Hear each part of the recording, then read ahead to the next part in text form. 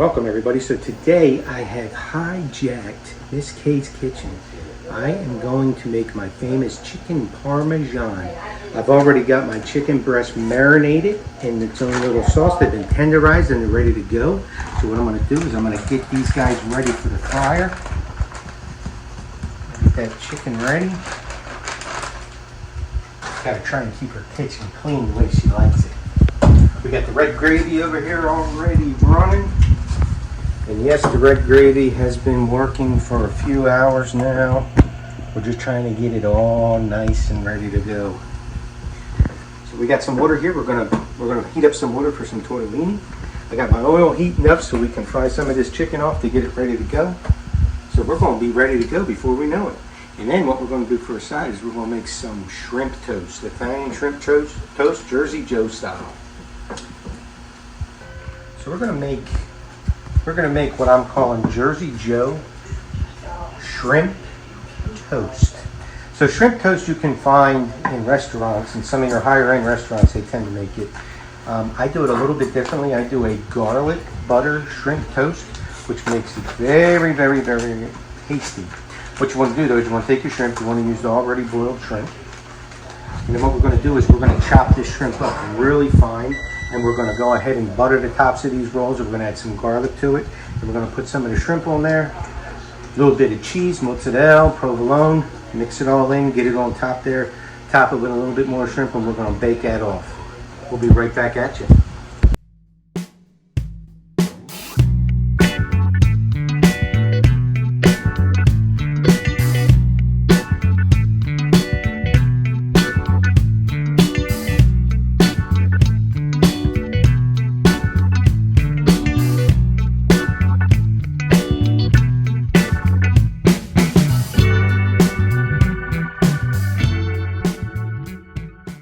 You want to make sure that you get a decent amount of butter on here because butter is flavor, right? So the bread really doesn't matter too much. If it's a little stale, whatever, that's fine because this butter is going to sop it all up. And once we get everything in it, delicious.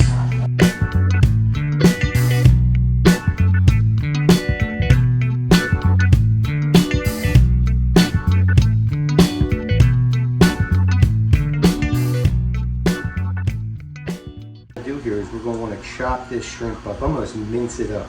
You don't want to use whole pieces, so you got to mince it down. So just take your knife and go ahead and start to mince your shrimp. Have a bowl handy and just slide it right into the bowl once you mince it down. Because we're going to mix all the cheeses in with that.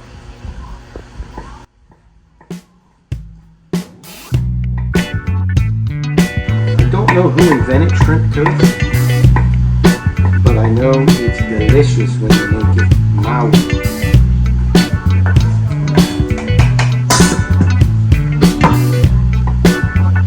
In for a treat when you get it.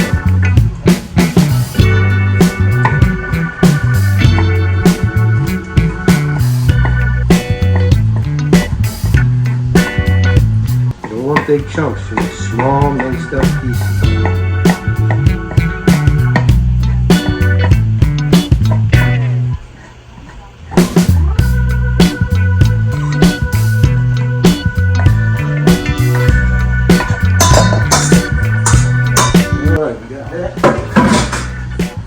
So now what we'll do, we got our bread ready. So we're going to take a little bit of garlic salt or garlic powder and go ahead and cover the tops of your bread here with your butter with the garlic. Now I use garlic powder instead of garlic salt because all the butter there has all the salt that you need and you don't want it too salty. So I have a mozzarella and provolone mix right here. I'm going to go ahead and add some in with the shrimp. I gotta save that because it's for the main dish. But I'm going to go ahead and mix this up.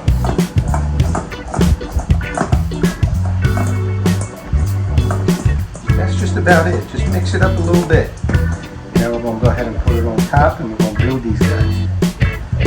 All the shrimp on the bread. Don't let any shrimp get out on that tray. We're going to come back and we're going to put some more cheese on top.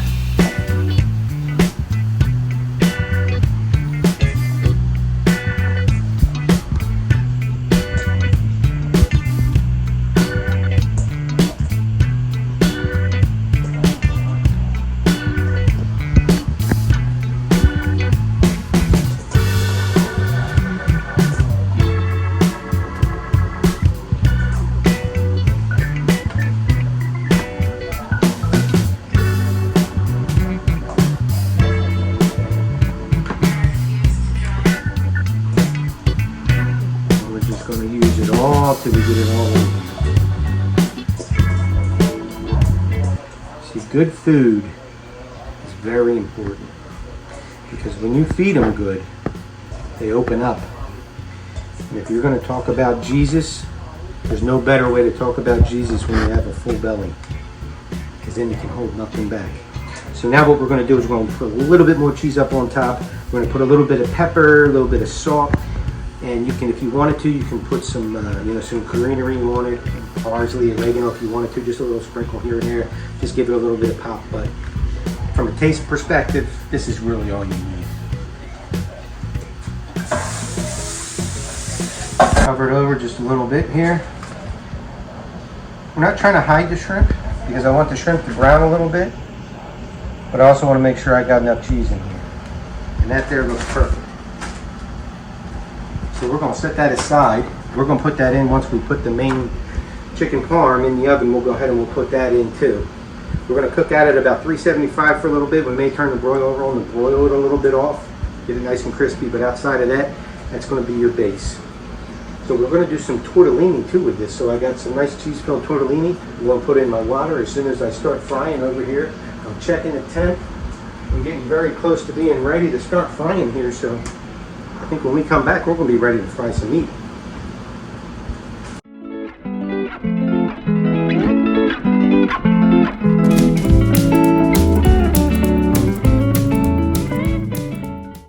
We're going to go ahead and get these guys in here now. This chicken's already been marinated, tenderized, ready to go. Remember, same as before, we're always going to use the whole wet hand, dry hand theory, because we're going to try to keep our hands as clean as possible when we're working here. So one hand's always wet, one hand's always dry. Get that in there and mash that down in this super secret batter mix. You can use whatever grandmom's got around the house, any kind of flour, maybe some cornstarch mixture, a little bit of spices, all of it's good. When you're cooking chicken, it's going to drop down to the bottom, you're going to go in slow, and then when it rises, it's going to be done.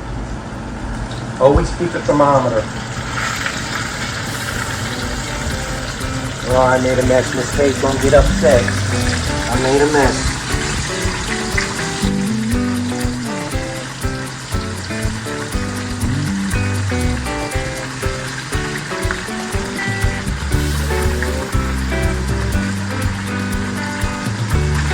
Don't overload your pot. We're probably going to get away with about 3 or 4 pieces at a time.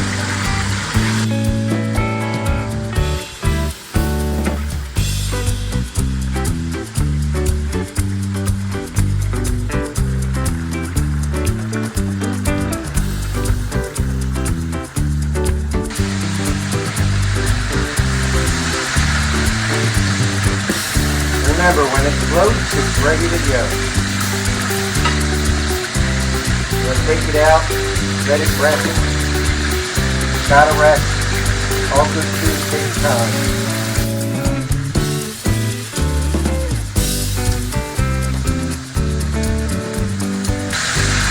Well, you really don't need to cook it, like overcook it, because when you're going to bake this again, right, so basically you're going to put the breading on it, fry it up, look at that. So you're going to fry it up, get that breading on there nice and good. And then the real cooking is going to come when I bake it. So I'm going to bake it for 8 hours. So now we're just going to repeat the process. Dry hand, wet hand. Packing it down, making sure that I get equal distribution on my breading. Drop her in slow. So these are regular thighs that you can buy at the store. I take the skin off and I debone them. Thighs, in my opinion, are the best tasting chicken there is. Very moist if they're cooked right, and they taste delicious with chicken parm.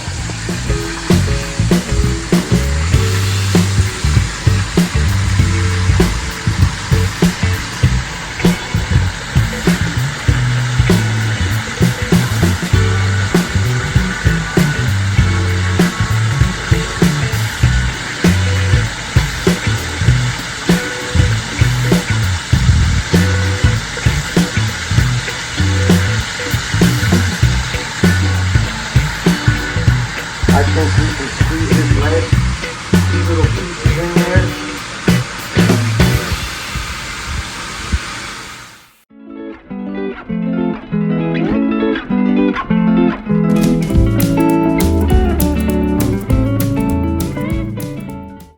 Okay, so now we got our chicken fried. We're going to set it over here to rest and drain a little bit more. And then we're going to arrange it in our casserole dish. Boy, that smells. I wish you folks had smell-o-vision, because let me tell you, this is, unreal. Alright, so we'll clean this out. Then we're going to go ahead and arrange our chicken in here. Just going to kind of lay it in there, try to fill up all of our gaps.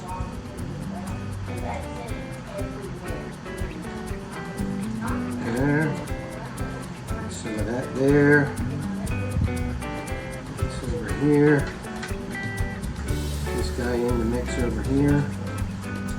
Just kind of want to fill it in like that, right? So now, my secret weapon. Jersey Joe's famous red gravy. This is a little thicker and a little cheesier because when you make a Parmesan, you want to have a very thick gravy to go on there. So I make it nice and extra thick. Not giving away that secret just yet. Go ahead and spoon. You can use any ragu, by the way. It doesn't have to be my gravy. Go ahead and spoon it over top. Get each piece covered.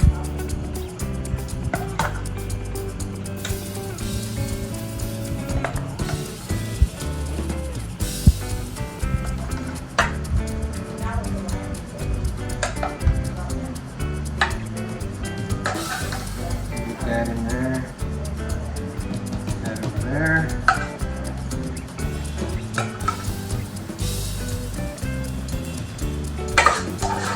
And I want to leave enough left over because I'm going to turn this into a blush sauce to go with the tortellini. I'll show you how to do that in a minute. Very easy. Some of our provolone. I don't want to go overboard on it, so I think I'm going to do half pieces. Because I got a bunch of different cheeses that are going on here. I got this provolone, I got mozzarella, and obviously I got some parmesan. The whole idea of this dish is you want the cheese on top because you want it to get nice and brown and be really attractive. Go ahead and get some of this mozzarella. It's mozzarella and parmesan. On there.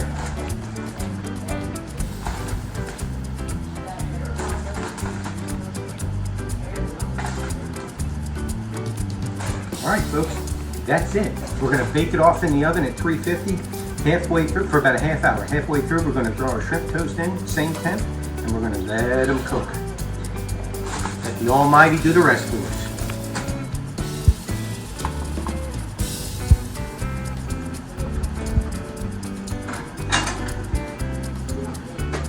Take about 15 minutes. I'll check it, I'll turn it, I'll add the shrimp toast, and we'll continue on. So really what I'm doing is I'm basically reducing down my red gravy. And I'm going to use it for the tortellini. Now here's a trick for the tortellini. Go ahead and put your water in your pot, halfway full, right? Salt it and heat it up to a rolling boil. Once it starts to rolling boil, shut it off, drop your tortellini in. When they all float at the top like this, that means their tortellini is done. You do not boil the tortellini. You just want the hot water. So what I'm going to do now is I'm going to go ahead and put my butter in with the red gravy. And what that's going to do is that's going to go ahead and reduce down for me and get me where I need to be for my blush. It's almost going to turn pink. Alright, so the butter's starting to melt down and we're just going to start blending it in, and we're going to slowly stir as we blend this in. Yes, I know it's a whole stick of butter, but you know what? Butter's flavor. Flavor's important when you're making this sauce. And yes, this is a sauce because it turns the gravy into a sauce because it becomes thin. When it's thin, it's a sauce. When it's thick, it's a gravy. We'll just let this go.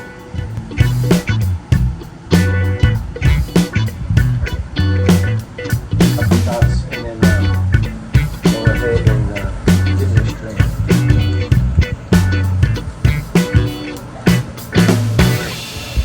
so we've taken our tortellini now. We ran it through the strainer. Now we're going to go ahead and dump it into a bowl. And now we're going to take our new, what I like to call blush sauce, and just pour it on there. Notice the pinkness versus the bright red of the other gravy. So it's now a sauce. And now we're just going to slowly fold it from underneath. You don't want to stir tortellini, especially when it's cheese filled, because you will break it apart. And there you go. So now what I do, I've told you on several podcasts, right? People eat with their eyes first. You want to have a clean presentation here. So what I'll do is I'll clean the sides. Do that. Got some Parmesan Romano cheese. Get up in here. Look at that. Get yourself some of that.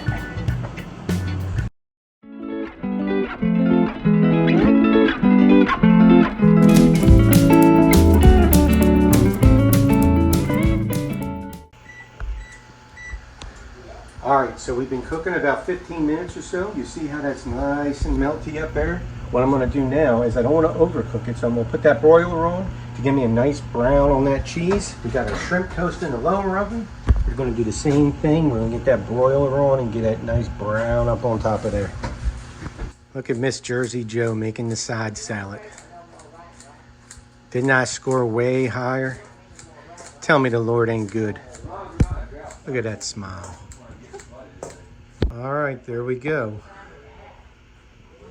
We have our tortellini and blush sauce, homemade chicken parmesan, Jersey Joe style, and my famous shrimp toast. They're gonna be shocked when they walk in.